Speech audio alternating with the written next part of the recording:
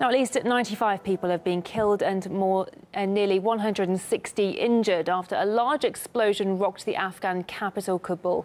That's according to reports citing Interior Ministry officials. Local journalist Bilal Sawari reports from the ground.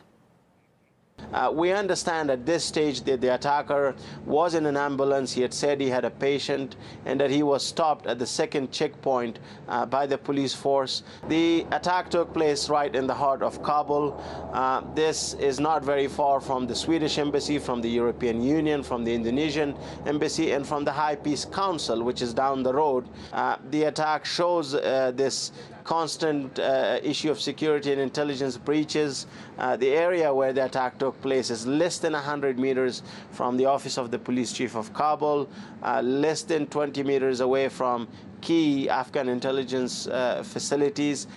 Once the area is cleared and once the dust settles, unfortunately, we will be hearing that a lot of those killed are ordinary people who are simply the only breadwinners for their families, and the people of Afghanistan continue to suffer. They continue to bear the brunt of this conflict at a time when we also see all sides intensifying the war. Afghanistan has seen a spike in deadly terror attacks recently.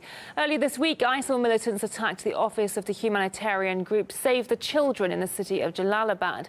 It was followed by a car bomb exploding outside the premises.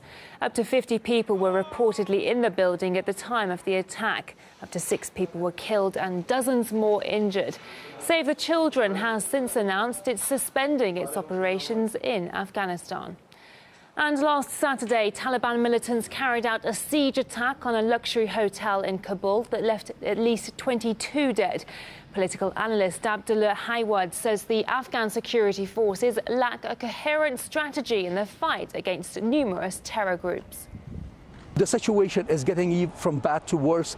The Afghan security forces are unable, to have a proper strategy or plan for curbing terrorism, not only in Kabul city, but all over Afghanistan.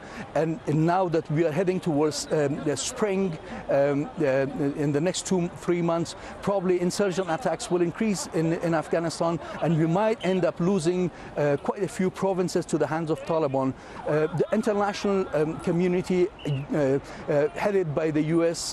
government and with their failed strategies, we have seen incidents in Iraq, we have seen the worsening situation in Libya, in other countries, and for the past 16-17 years we have been witnessing these failed strategies in Afghanistan. I don't think they have a strategy for Afghanistan.